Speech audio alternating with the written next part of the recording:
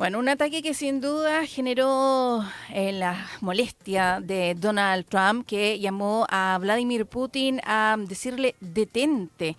Pero esto no fue suficiente porque Rusia atacó 5 regiones de Ucrania con más de 100 drones iraníes y al menos hay 3 muertos, es lo que se ha conocido en esta nueva ofensiva que se produjo luego de que Donald Trump precisamente reprendiera a Vladimir Putin por un ataque letal con misiles y drones en Kiev y que nos relataba Josefa Castillo. Queremos abordar lo que está pasando con esta situación, las negociaciones que aún no concluyen para poder lograr una tregua entre Rusia y Ucrania con Guido Larsson, académico de la Facultad de Gobierno de la Universidad del Desarrollo. Guido, ¿cómo estás? Bienvenido a Doble Clic.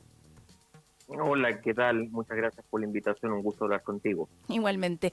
Guido, bueno, partí preguntándote qué sensación tienes tú luego de esta controversia que se ha dado entre el presidente Donald Trump, que recordemos ha reprendido con bastante fuerza a Volodymyr Zelensky, el presidente ucraniano, pero que luego de este ataque que lanza Rusia ayer contra Kiev, también apunta hacia Vladimir Putin y lo llama a detenerse en esta ofensiva.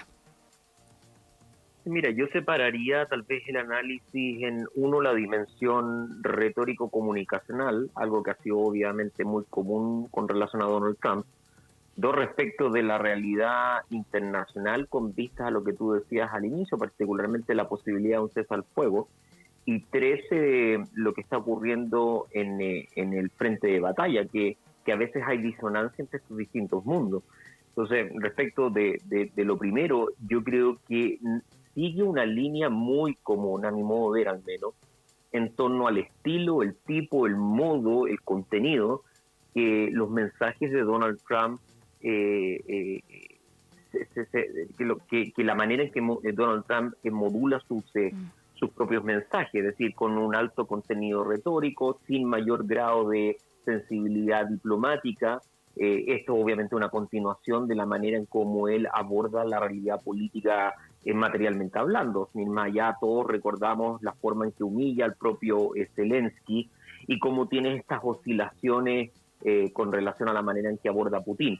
Para decirlo de una manera más clara, no creo que haya una correlación entre, digamos, la posición estratégica que tiene Estados Unidos con relación a la guerra y la forma en que el presidente de los Estados Unidos se refiere a ella, ni tampoco cómo este tipo de mensajes a veces se piensa como incentivando acciones por parte de Rusia. Yo creo que eso es un error. Yo creo que Rusia, la Federación Rusa, ya había iniciado una suerte de ofensiva contra Ucrania en febrero de este año, muy similar a la que ocurrió en la primavera del año pasado, con también algunos actos de espectacularidad, particularmente los bombardeos sobre la capital, pero sin mayor grado digamos, transformación respecto a los balances de fuerza en el frente. Eso obviamente está enmarcado en estos intentos del propio Donald Trump de tratar de presionar por un cese al fuego. A mi modo de ver, puedo estar equivocado, pero a mi modo de ver no va a haber un cese al fuego, en parte porque o los ceses al fuego se firman cuando hay una posición de ventaja decisiva, y es mucho lo que se puede obtener, o bien cuando es necesario pedir auxilio, y por ende cuando hay mucho que perder. Y yo creo que ni Rusia está en una posición de ganancia absoluta, ni Ucrania está hoy día en una posición donde requiera del cese al fuego, porque de hecho el frente está relativamente estable, no está pronto a colapsar, como a veces se ha informado. Es cierto que Ucrania está en una posición defensiva, pero ha logrado mantener en alguna medida el control del avance ruso. Y eso lleva a lo último, muy breve, y es que efectivamente este relanzamiento de ofensiva que se ha citado fundamentalmente en los ejes de Kupiansk, de Limán, de Donetsk, eh, ha logrado detener, si se quiere, la magnitud y la velocidad del avance, porque una de las cosas que ha hecho Ucrania es hacerle muy costoso el avance territorial a la Federación Rusa, logrando esta última algunos avances incrementales, pero muy marginales y con enorme grado de costos en hombres. Por ende, la situación, sin ser completamente estabilizada, es una situación que no es desfavorable a Ucrania todavía, y por ende me parece a mí donde todavía no hay incentivos para firmar un cese al fuego.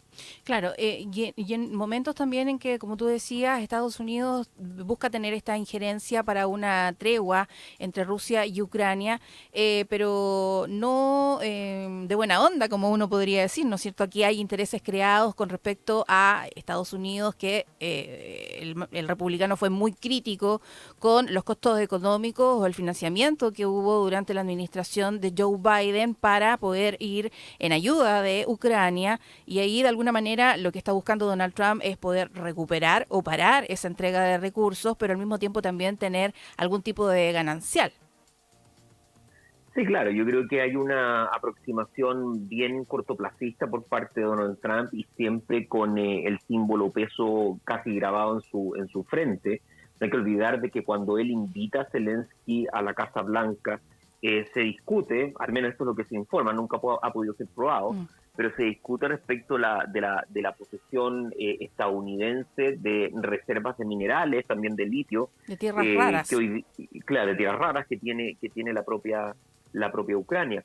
Y eso en alguna medida también manifiesta cierta simplicidad a la hora de abordar el problema, porque obviamente Donald Trump está pensando, bueno, quiero firmar rápidamente un cese al fuego, quiero intentar poseer al menos parte de los recursos, me importa bastante poco lo que ocurra con Crimea o con Ucrania del Este, pero eso es precisamente lo que los estrategas, particularmente europeos, están llamando la atención, de que esto finalmente un hito que en el caso que ocurra, bueno, finalmente lleva la trayectoria del conflicto lejos del teatro ucraniano y se acerca entonces a los países del Báltico, a Mm. Europa del Este, y nadie puede asegurar de que una vez firmado un cese al fuego o incluso una vez firmado un acuerdo de paz coactivo, que la guerra vaya a terminar o que esto no sirva de impulso para nuevos, digamos, conquistas territoriales bajo esta óptica revisionista que ha demostrado tener Vladimir Putin, la Federación Rusa de manera más general.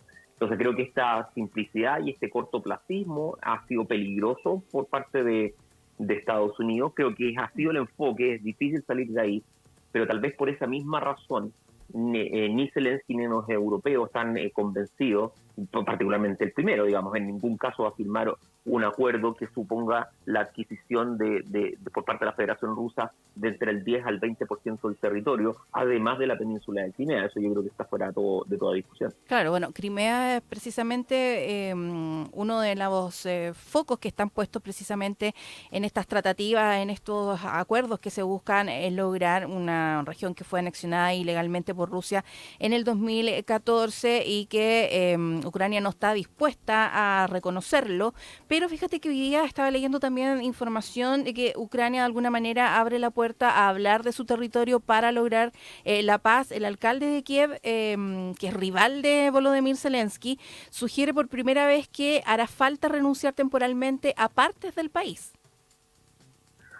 Bueno, hay que tal vez analizar cuánto de eso corresponde a los incentivos de política interna, particularmente en un escenario donde la visión sobre Zelensky tiene algunos elementos de fragmentación. Yo creo que en su mayoría sigue habiendo respaldo sobre él, pero figuras precisamente como esta son aquellas que ponen una especie de contrapeso relativo a a la dirección de largo plazo de la guerra. El problema, siento yo, es que claro, uno puede discutir sobre Crimea, pero lo que ha aludido correctamente a mi modo de ver, tanto Zelensky como Macron, como los alemanes, en fin, es que, bueno, ¿qué pasa una vez que Crimea forma parte hipotética del territorio de la Federación Rusa? Es decir, ¿por qué no detenerse ahí? ¿Por qué no seguir con Donetsk o con Zaporizhia o con Gerson o incluso más allá, con Transnistria o con algún otro territorio del este? Es el problema. El problema es sentar un precedente que es muy poderoso para la Federación Rusa, porque es decir, bueno,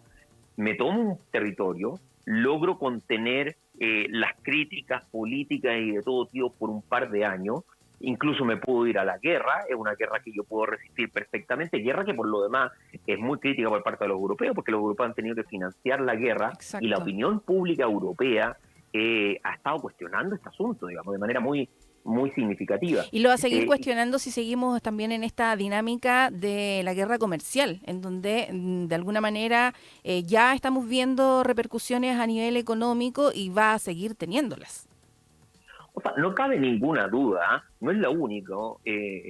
Por ejemplo, o sea, ayer se informa que el gobierno de Sánchez en España renuncia a estos acuerdos multimillonarios con Israel por presión ideológica, cabe decirlo, pero tú tienes razón, es decir, también hay muchos puntos de contacto sobre la presión de la opinión pública europea, un continente que no está creciendo con la envergadura que estaba acostumbrada, que está sumido en esta incertidumbre, la cual nosotros también estamos insertos producto de la guerra comercial, que tiene el foco migratorio y que, bueno, está viendo de que hay una guerra que empezó el 2022 y que no da señales realmente de detenerse y sobre la cual Zelensky y Kiev exigen crecientes recursos, pensando y calculando que los recursos norteamericanos tarde o temprano se van a acabar, entonces están en una posición muy compleja.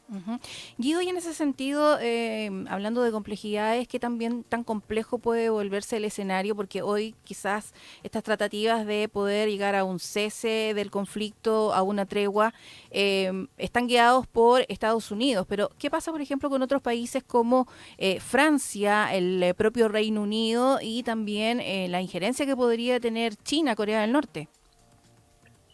Bueno, yo creo que hay algo de inercia respecto de la alianza transatlántica formada por Biden. Es decir, es realmente Biden quien logra unificar posiciones disímiles desde dentro de propia Europa.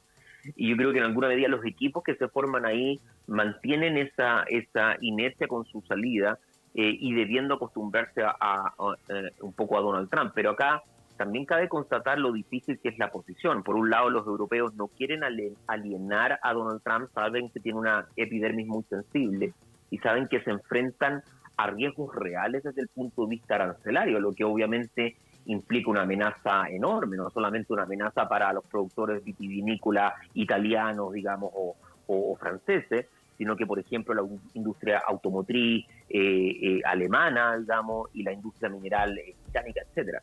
Entonces creo yo que esta especie de pasividad es una pasividad cautelosa dada en parte por el escenario internacional de no asumir demasiados riesgos. Exacto.